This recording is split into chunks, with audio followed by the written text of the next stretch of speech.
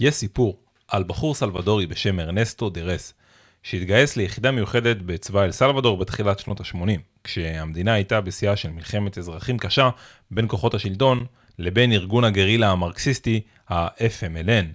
הימים הם ימי המלחמה הקרה, ועל מנת לעצור את ההתפשטות הקומוניסטית על מפתן דלתה, ארצות הברית עושה במרכז אמריקה מהלכים שהיום אולי יראו לנו קצת קיצוניים. היא מאמנת ומציידת ארגוני מורדים במדינות שהיו קשורים לברית המועצות. היא אפילו פלשה לפנמה בסוף שנות ה-80. גם הצבא של אל סלבדור נהנה מאימון וציוד אמריקאי. וארנסטו דרס שלנו מאומן על ידי צבא ארצות הברית, הוא מקבל הכשרה קרבית ופיקודית. אבל לאחר מספר שנים בצבא, דרס ב-1990, שלא רואה עתיד במדינתו המפורקת, מחליט להגר ומצליח להיכנס לארצות הברית, ללוס אנג'לס, אם להיות יותר מדויק. שם, בשכונה קשה, לא רחוק מהדאונטאון, הוא מתחבר לעוד מהגרים סלבדורים שברחו מהמדינה שלהם. החיים שם לא ממש קלים.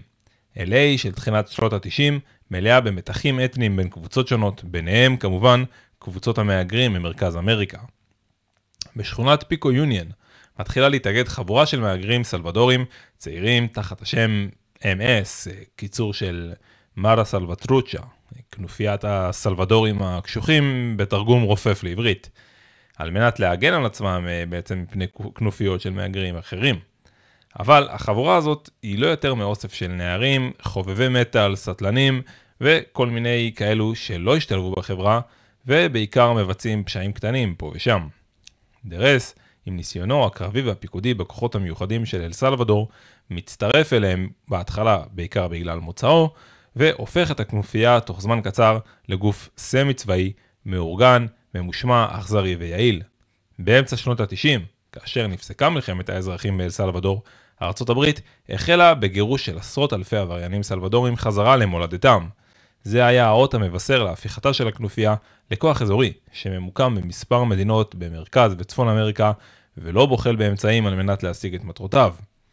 הכנופיה הזאת כיום מוגדרת כארגון טרור בקנדה, ארצות הברית ואל סלבדור, ונשיא ארצות הברית טראמפ אפילו אמר עליהם שמסעות האלימות והטרור שלהם בארצות הברית וברחבי העולם הם יוצאי דופן באכזריותם, וכי הם מהווים איום ביטחוני ברמה הלאומית.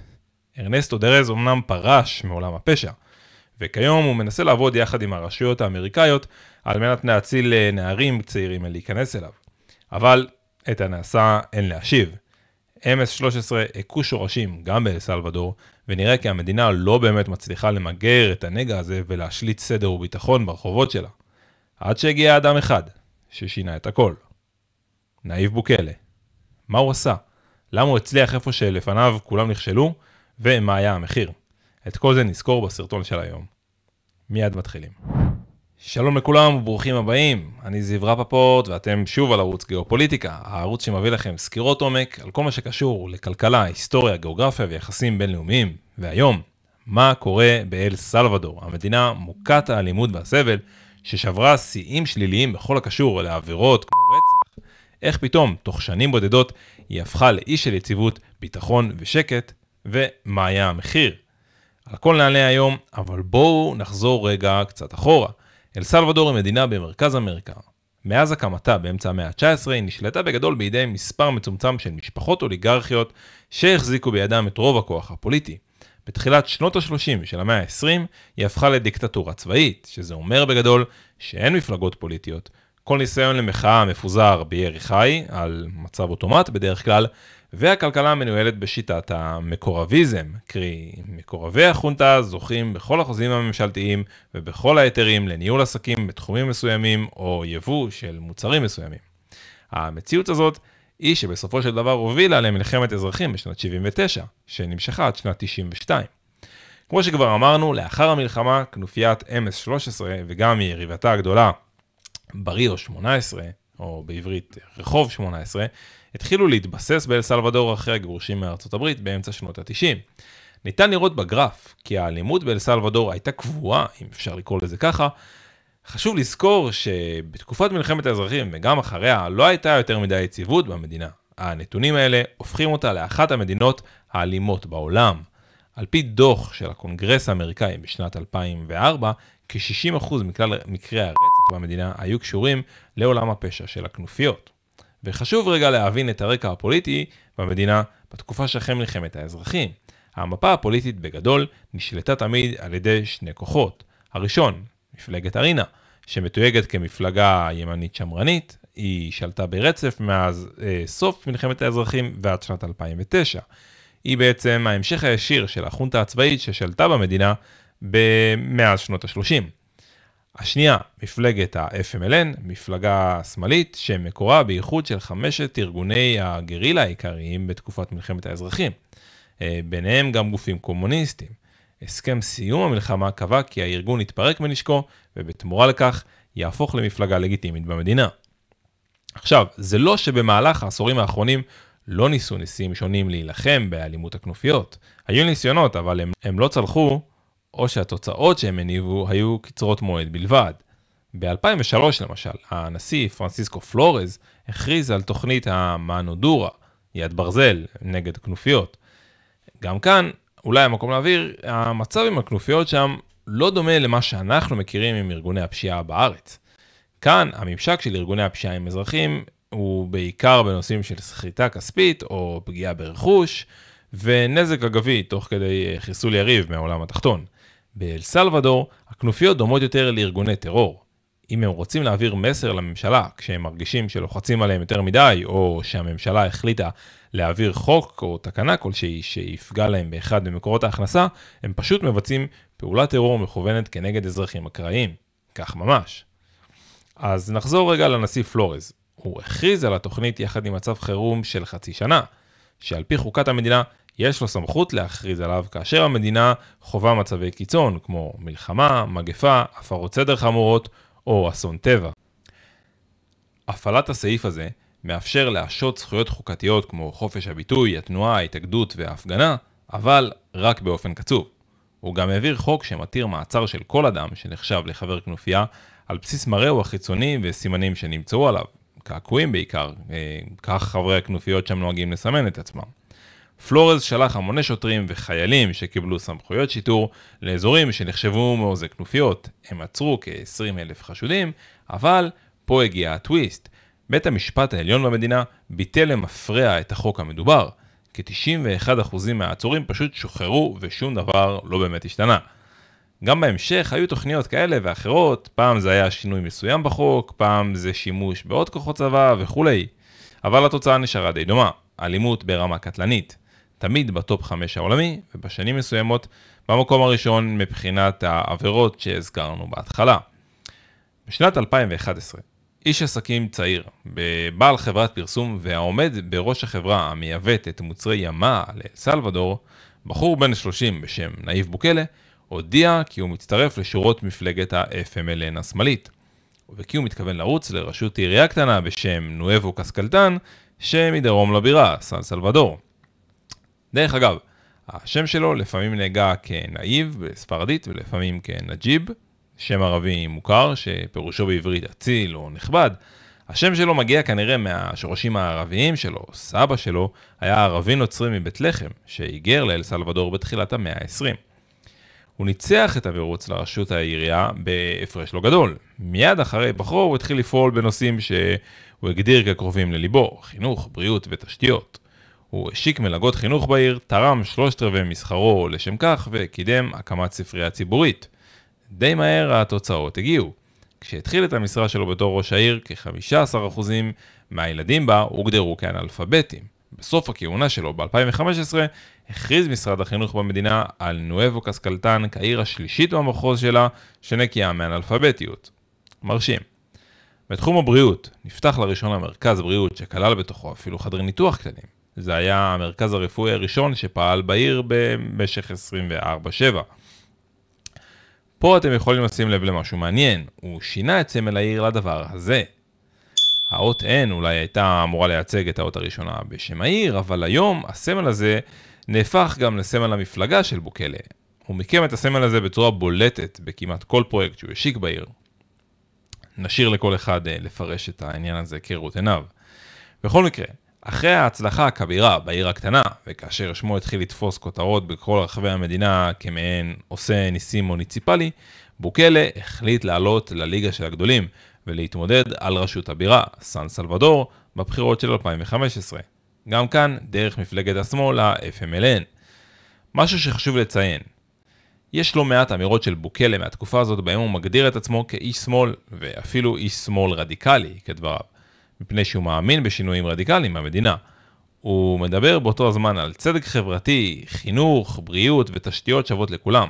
בנוסף, גם בנושאים חברתיים הוא הביע דעות שמאל קלאסיות. באותה תקופה אפשר למצוא אמירות שלו שהוא מזדהה עם הקהילה הגאה, תומך בהשוואת זכויותיהם החוקיות והכרה בנישואים חד מיניים. בנוסף, הוא גם תמך בהפלות, אם כי לא בצורה גורפת. אז, עם תמונת העולם הזאת, ראש עיר קטנה ומצליח, שחולל ניסים ובעל דעות שמאליות, בוקלה רץ לראשות עיר הבירה. וגם כאן, הבחור הצעיר, הכוכב החדש של השמאל באל סלבדור, מנצח את הבחירות. תוך 3 שנים בלבד, הוא הופך מאיש עסקים אנונימי לראש העיר החשובה ביותר במדינה. מטאור. עוד ביומו הראשון בתפקיד הוא מורה על החלפת שמות של 2 רחובות חשובים בבירה. רחוב על שמו של גנרל מתקופת שלטון החונטה, ורחוב על שמו של חסיד אומות העולם, חוזה ארתורו קסטליונס, שהנפיק כ-40 ויזות סלבדוריות ליהודים באירופה בתקופת השואה, וכך הציל אותם. את שמו של הרחוב על שמו של קסטליונס הוא מחליף לשדרות ונצואלה, וזה מעניין כי אחר כך יצאו כמה תחקירים על כך שבתקופתו כראש העיר של נואבו קסקלטן, הוא קיבל מימון אדיב מחברת הנפט של ונצואלה, שבשלב הזה נמצאת תחת שלטונו של ניקולס מדורו, קומוניסט, חובב האייתולות, שונא ישראל ומחריבה של ונצואלה. עשיתי סרטון ארוך ומפורט על ונצואלה וההיסטוריה שלה, והקישור אליו יופיע עכשיו מעליי, שווה להציץ. אני מציין את הפרטים האלה כי זה יהיה חשוב בהמשך, אבל בינתיים זה נותן תחושה איפה מונח אז בוקלה. גם בסן סלבדור, בוקלה פועל בשיטות דומות למה שעשה בנואבו קסקלטן. שיפור החינוך באמצעות יצירת מלגות, שיפור תחושת הביטחון בעיר על ידי תיקון ושיפור מערכות התאורה, התקנת מערך מצלמות במעגל סגור שמצלם בערך כל צומת ורחוב בעיר וכו'. במהלך שנת 2017, בעודו ראש העיר של סן סלבדור, בוקלה מסתכסך עם כמה מחברי מפלגתו באופן די מתוקשר, שכלל הטחת האשמות ואיומים בטוויטר. בוקלה מוזמן לשימוע בוועדת האתיקה של המפלגה, לא מגיע אליו ומודח ממנה.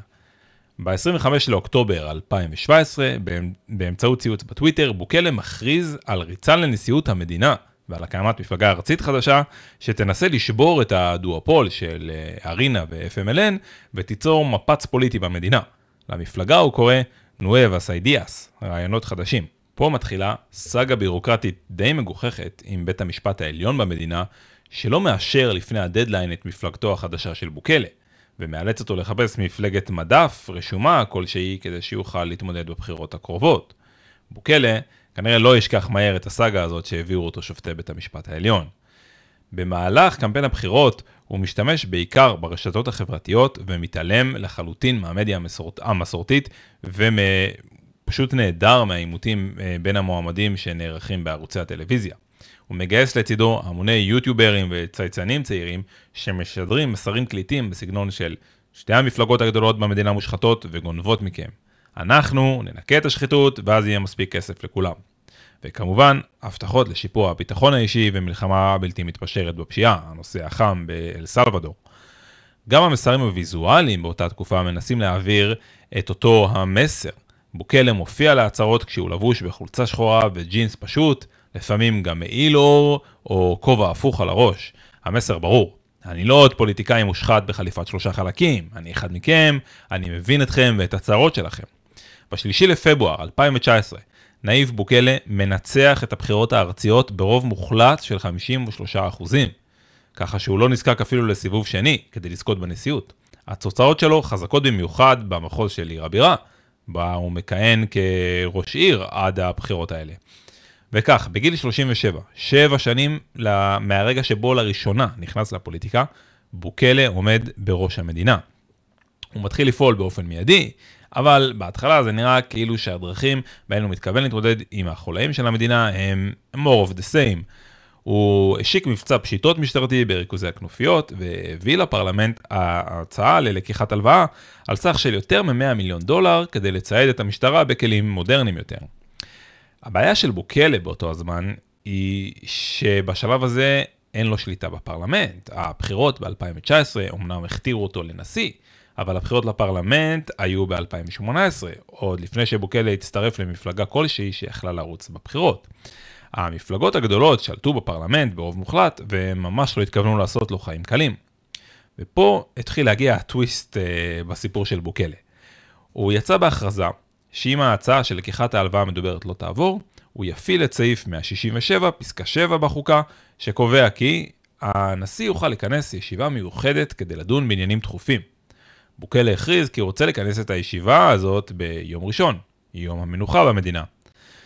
רק 20 מתוך 84 חברי הפרלמנט טרחו להתייצב לישיבה, אבל בוקלה, תקשיבו טוב, נכנס לאולם הפרלמנט כשהוא מוקף בחיילים ושוטרים חמושים מכף רגל ועד ראש, ושם נשא את הנאום שלו כשהוא מוקף בהם. סימנים ראשונים לכיוון אליו הוא לוקח את המדינה. כאשר פרצה במדינה מגפת הקורונה, בוקלה הכריז על מצב חירום ועל חוקי סגר נוקשים שהביאו למעצרים של עשרות רבות של אנשים כבר בשעות שלפני כניסת מצב החירום לתוקף. בית המשפט העליון הורה לבטל את מצב החירום הזה בדיעבד, אבל בוקלה בגדול פשוט התעלם. לבחירות הבאות לפרלמנט ב-2021, בוקלה כבר הגיע מאורגן הרבה יותר טוב, עם מפלגה משלו, והפעם הוא זכה ברוב מוחלט גם של מושבי הפרלמנט, 56 מתוך 84 מושבים. בראשות הרשימה שרצה לפרלמנט, הוא עמד לא אחר מאשר בן דודו של נאיב, חוויאר בוקלה. הבחירות התקיימו ב-28 לפברואר. ב-1 במאי הושבע הפרלמנט החדש והתקיימה הישיבה הראשונה שלו. באותה ישיבה הצביע הפרלמנט בעד הדחת כל שופטי בית המשפט העליון והתובע הכללי. אותו אפשר להקביל בערך ליועץ המשפטי לממשלה בישראל. ההצעה עברה ברוב של 64 מול 19. טענת המצדדים בהחלטה הייתה שבית המשפט מקבל החלטות שרירותיות ולא על פי חוקי המדינה. מיד אחרי החלטת הפרלמנט על הדחתם, התכנסו שופטי בית המשפט, דנו בחוקיות ההחלטה הזאת של הפרלמנט והגיעו למסקנה שהיא לא חוקתית. זה לא ממש עזר להם, הם פוטרו והוחלפו בידי שופטים שמונו גם הם על ידי הפרלמנט באותה ישיבה בדיוק. בשלב הזה בוקלה בעצם שולט בכל שלושת הרשויות במדינה. הוא הנשיא, בן דודו מנהיג את המפלגה שהוא יסד ויש לה רוב מוחלט בפרלמנט, וכל שופטי בית המשפט העליון מונו על ידי אנשי מפלגתו. אבל בשלב הזה עוד לא הגיעו שינויים מרחיקי לכת במדינה, ובגדול אפשר לומר שהיא המשיכה להתנהל כרגיל. עד שבסוף השבוע שבין ה-25 ל-27 במאי 2022 התרחש אירוע שיהפוך את הכל. בשלושת הימים האלה הכנופיות שחררו כל רסן ורצחו 87 אזרחים אקראיים ברחבי המדינה. מתקפת טרור שהמדינה עוד לא ראתה כמותה. הסתובבו שמועות רבות בנוגע לסיבה של מאחורי הטירוף הזה שהקטע במדינה. ככל הנראה הסיבה האמינה ביותר היא קריסתה של מעין הסכמה שבשתיקה בין הרשויות לבין הכנופיות, שכללה משהו כמו יחס מטיב ומשחרר יותר בבתי הכלא בתמורה לשקט היחסי ברחובות. נאיב בוקלה הבין שכל המוניטין שלו עכשיו מונח על הכף, הוא חייב לפעול מהר ובנחישות כדי לצרוב בתודעה המציאות שבה הכנופיות לא פשוט עושות מה שבא להם במדינה. והפעם לא היו שום הגבלות, פחות או יותר, לגבי חומרת התגובה שלו. ואז, כבר ביום ראשון, ה-27 למרץ 2022, הכריז הפרלמנט על מצב חירום של 30 יום, כמו שהראינו בתחילת הסרטון שהחוקה מאפשרת. מצב החירום שהוכרז כלל את הצעדים הבאים. 1. השעיית חופש ההתכנסות וההתאגדות, צעד אפקטיבי נגד הפגנות מחאה. 2. השעיית הזכות לפרטיות. רשויות החוק יכלו בעצם להתחיל להאזין לטלפונים או לכל אמצעי תקשורת אחרים של כל אזרח במדינה מבלי לקבל צו של בית משפט. 3. השעיית הזכות לדעת בגלל איזה סיבה נעצרת, הזכות לשמור על שתיקה בחקירה והזכות לייצוג על ידי עורך דין. 4. גם הזכות להיות מובא בפני שופט עד 72 שעות מהמעצר הושתה. אפשר לסכם זאת כך, המצב חירום אליו הכריז בוקלה התיר לרשויות החוק לעצור כל בן אדם, לא לספר לו במה הוא חשוד, לא להביא אותו בפני שופט ולא לאפשר לו איזשהו ייצוג משפטי. המצב הזה בעצם יצר מציאות שבה המשטרה לא זקוקה לשום ראיה כדי לבצע מעצר. חזות חיצונית מחשידה, כמו הקעקועים עליהם כבר דיברנו, הייתה עילה מספקת לחלוטין למעצר, וזה התפשט הרבה מעבר לכך. כבר בשבוע הראשון של מצב החירום נעצרו כ6,000 אנשים. בהמשך הצבא והמשטרה הטילו כתר על ערים ועיירות שלמות, בודדו אותן וסרקו אותן בית בית כדי למצוא חברי כנופיות. הם אפילו הגיעו למצב שהם הורסים מצבות בבתי קברות של גנגסטרים ידועים שמתו. בוקלה השווה את המהלך שהוא עושה במדינה לתהליך הדנאציפיקציה, שיש אומרים שגרמניה עברה אחרי מלחמת העולם השנייה. ביולי 2022, בוקלה הודיע כי המדינה התחילה בבנייתו של בית הכלא הגדול ביותר בעולם. לא מאוד רחוק מהבירה, סן סלוודור. הכלא יהיה ברמת האבטחה המקסימלית ויכיל 40,000 אסירי כנופיות בסוף תהליך בנייתו.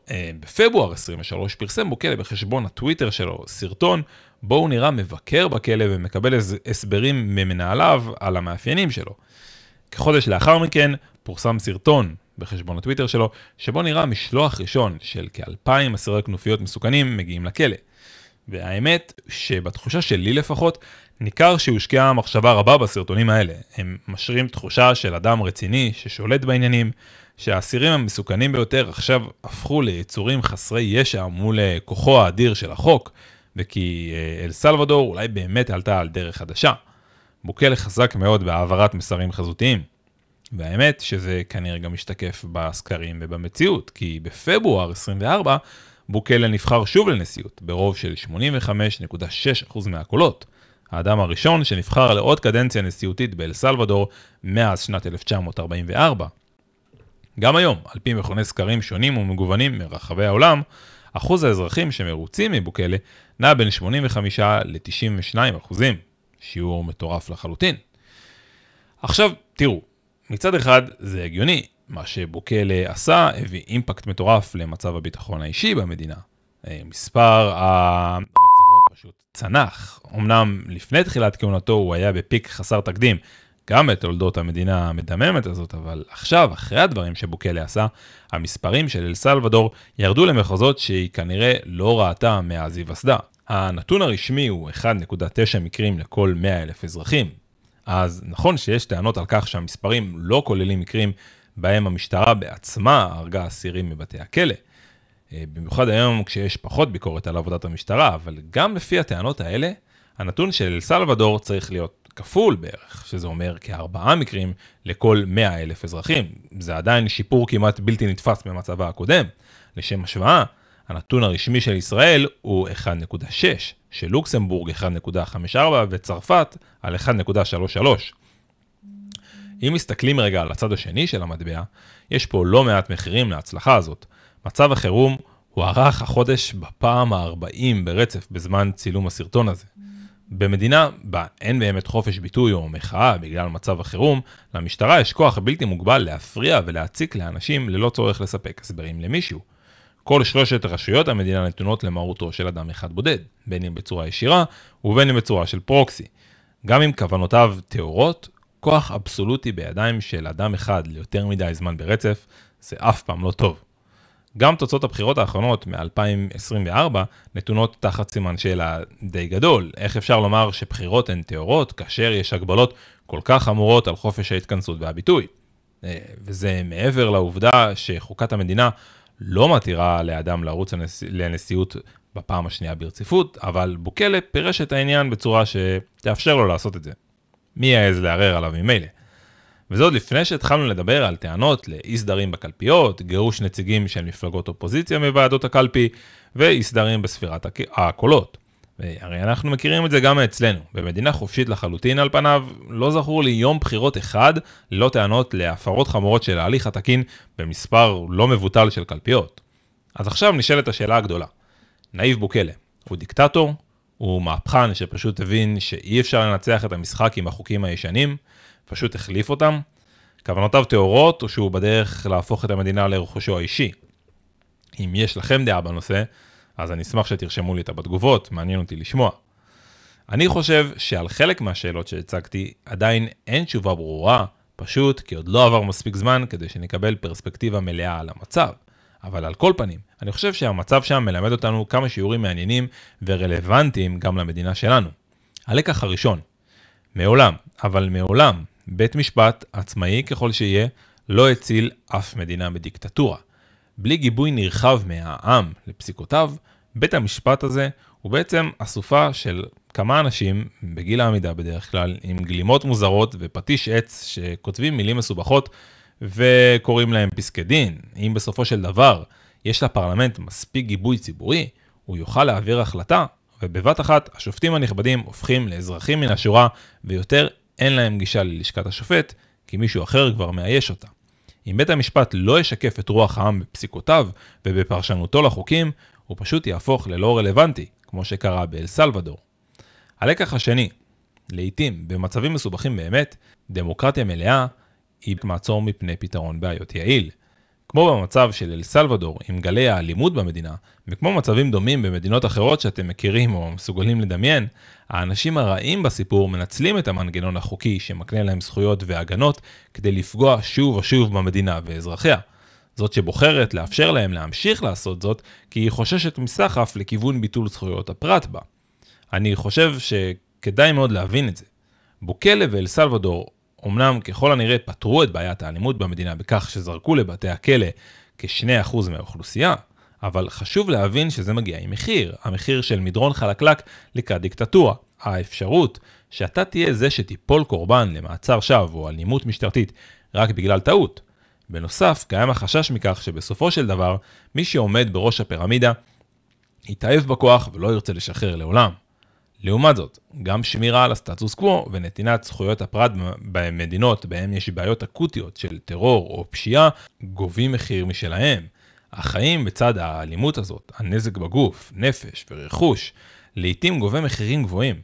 גם ישירים אבל גם עקיפים, כדוגמת חוסר יציבות, בריחת משקיעים זרים, בריחת מוחות וכסף מקומי בגלל חוסר היציבות הזאת, במצבי החירום והמלחמות. מה אתם הייתם מעדיפים במקום בו אתם חיים? בסופו של דבר זאת בחירה קשה. תושבי אל סלבדור בחרו בה אחרי שבאמת הגיעו מים עד נפש. קשה לשפוט אותם. בכל מקרה, השינוי במצבה של אל סלבדור פותח בפני הדלתות רבות. גם בוקלה עצמו שהיה בעבר, כמו שציינתי פה, עמוק בשמאל לדבריו, נראה כי עשה שינוי. הוא הפך לחביבם של פוליטיקאים מהצד הימני של המפה הפוליטית בעולם, אחרי שקיבל כתף קרה מממשל ביידן על מעשיו במדינה. ממשל טראמפ מחבק אותו והופך אותו ליקירו. הוא זמן לנאום בוועידת CPAC, אחד הכנסים החשובים ביותר של השמרנים בארצות הברית. שיתופי הפעולה בין המדינות הגיעו לשיאים חדשים עם חתימת הסכם של גירוש עבריינים, גם זרים אבל גם אמריקאים מארצות הברית, וכליאתם באל סלבדור בתמורה לתשלום. סטארט-אפ. גם חווייר מילי, נשיא ארגנטינה, הפך לידידו של בוקלה. והאמת היא שגם האמירות ששומעים מבוקלה עצמו השתנו. הוא התחיל לדבר בצורה הרבה יותר חדה נגד הפלות, הוא הפסיק לתמוך בניסויים חד-מיניים, הוא פיטר פקידים במשרד התרבות שלפי ציטוט שלו, קידמו תוכניות שלא עולות בקנה אחד עם ערכי המשפחה והפטריוטיות. הוא מרבה לבקר את ערוצי המדיה המסורתית וטוען כי כולם חיים על הפיירול של ג'ורג' סורוס. רבים מהמבקרים שלו טוענים שאין לו באמת שום קו אידיאולוגי בנושאים האלה, ושכל האמירות שלו קשורות למה שהשותפים שלו, שאלה שמוכנים לעבוד איתו, ישמחו לשמוע. כאשר הוא קיבל ביקורות קשות מממשלים שמאליים ממדינות רבות, הוא הבין שעם הימין יהיה לו יותר קל לעבוד, ולכן התחיל להתאים את המסרים שלו גם בנושאים חברתיים לחברים החדשים שלו. כך לפחות לטענת מבקריו. האמת היא שבמבט גיאופוליטי זה באמת מרתק לראות את השינוי שהמדינה הזאת עוברת. אני יכול להבטיח שאני אמשיך לעקוב בשבילכם אחרי הנעשה בה, ולראות לאיזה כיוונים היא הולכת. זהו, עד כאן להפעם, זה הסקירה של ערוץ גיאופוליטיקה על אל סלבדור ועל המהפכה שנאיב בוקלה מבצע שם. אם נהניתם, אז כמובן אל תשכחו ללחוץ על כפתור הלייק, ואם אתם עדיין במקרה לא מנויים לערוץ, לחצו על כפתור הסאבסקרייב ועל כפתור הפעמון על מנת להישאר מעודכנים כשעולים סרטונים חדשים. וכמובן, כרגיל, אם יש לכם מה לומר, להוסיף, להעיר, אשמח מאוד שתרשמו בתגובות, אני כמעט תמיד עונה. זהו, עד כאן להפעם, נתראה בסקירה הבאה.